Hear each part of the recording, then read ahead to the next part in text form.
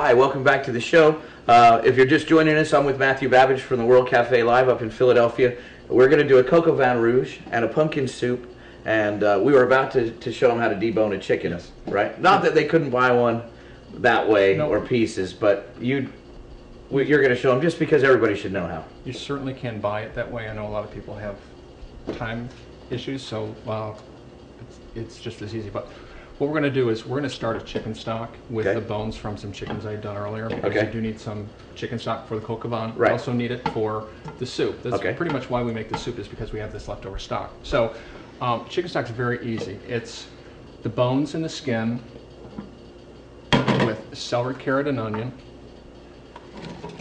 And then all you need is enough water to cover. And you bring it to a boil, turn it down to simmer, skim anything which is on the top, and you can let it go for a short amount of time, up to several hours if you need to. Okay. Okay. After that's done, we're going to strain it and end up with, this is actually some which I made earlier. You can see there's a little bit of chicken fat on the top. But if you boil it, it's going to get cloudy. That actually, after it sits for a little bit, it's going to clear. It'll be nice and it'll look like chicken broth from a can almost, but the flavor will be better. Right. And there's no salt. Okay. Okay. So we're also going to start, before we get going with the chicken, we need to start the soup, which is about 3 tablespoons of butter, because we want these just to soften. About half an onion, small dice. It doesn't have to be small dice because we're going to process it anyway with a stick blender. Okay. And then some apple, which will give it just a little bit more flavor. This is about 2 apples just chunked up.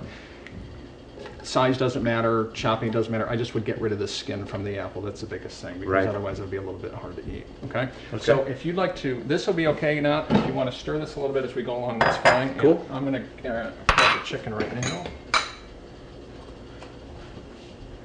So this we're not going to touch ever, because Nope. we don't like to. It could get cloudy, but you know what? It's not going to. You know, it's Right. chicken stock. It's not like we're making consomme. Right. You know, it's going to be used in the coq au vin. You couldn't tell anyway. And in the soup, we're going to have some skim milk and the pumpkin. This is really low fat. The only thing in here is going to be the butter. Uh-huh. You could use vegetable oil. You wouldn't use olive oil, too much flavor. Or you could actually just go ahead and boil the onions and the apple in the chicken stock without the butter. It's not going to change the flavor that much more. It's so simple to make. Okay. And you don't have to use homemade chicken stock. You could actually buy it. Right. You know, one of the packaged ones is fine. Just go for the low sodium one. Right. So now, as far as using the chicken, this is a certified organic, a farm-raised chicken, and it's real simple to bone it out yourself. As you're saying, you could buy it already cut. Mm-hmm. But as far as doing it, just set it on its tail and cut out the backbone. Okay. Now, here's where your chicken comes from for the stock. Now you want to get rid of everything. Before you cut it, check and make sure that there isn't the little bag inside which contains the neck, the liver, Right. and the heart. Not such a problem. You want to use those except for the liver and the stock, but you don't want to cut into the liver and get it all over the inside of the chicken, because it can, you know, some people just don't like the way that it tastes. So. Right. Okay, so after you take out the backbone, lay it down, and then you're going to split it right in half.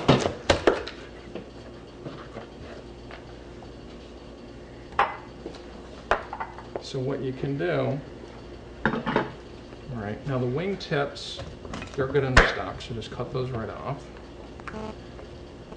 Then you take, and you can see where the thigh and the breast is, there's just a bunch of skin, and just cut it right off. From there, with the thigh, if you just take, and you'll find that one bone, and you just kind of like work your fingers in there, just pull that out. Sometimes I need to cut it just a little bit.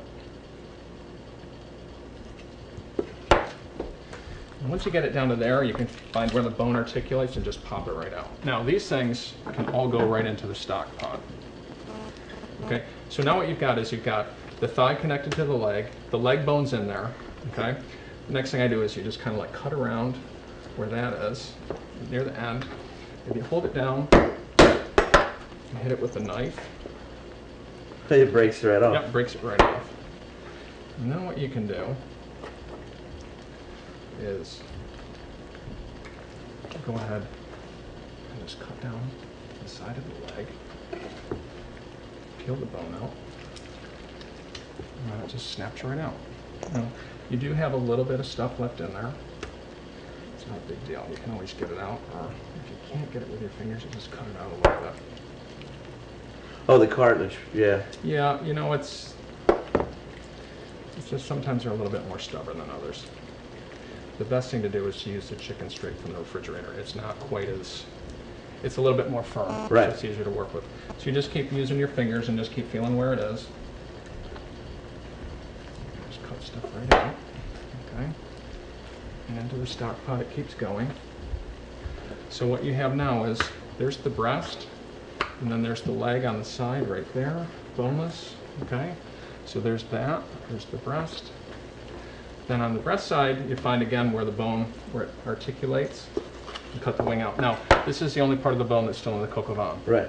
If you don't like to eat it or don't want to eat it, that's fine.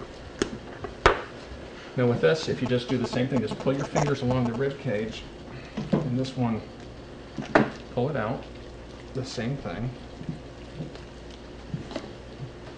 But feel for the little rib bones which are stuck there, because you certainly don't want somebody to eat one of those.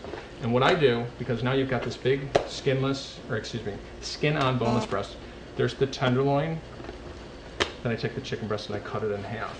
That way, it makes it a little bit more manageable, a little bit easier to eat, right. And you don't have to have just a big chicken breast to eat. You can take little bits and pieces. I like a little bit of the dark meat, a little bit of the white meat when I eat it. I Right. don't want just one or the other. All right, cool. Okay. That was an excellent lesson. I was unaware of some of the techniques there. It's simple. The biggest thing is just don't be afraid to do it. Just do it. Just cut it. If you make a mistake, this is so inexpensive as far as food things go. I know the price goes up on everything, but this is one of the things which you can still buy. You can still prep. Don't be afraid of it. With the skin on and using the dark meat, it's really hard to dry that out. Right. Okay, it really is. Chicken, unlike beef, beef has all the marbling through it. It's got the fat in the muscle. Mm-hmm. This doesn't. This has got all of its fat between the skin and whatever it is. It's not like a steak where it's marbled all the way through. That's excellent. All right, we're going to take a quick break. We're going to come back. This is going, that's going. Yep. What are we going to do next? We're actually going to start to, we're going to brown the bacon and brown the chicken and start to put that together. It takes about half an hour, maybe 45 minutes at the most to get the chicken done. But while that's cooking, we'll finish the soup. Okay, awesome. Stay with us. We'll be right back.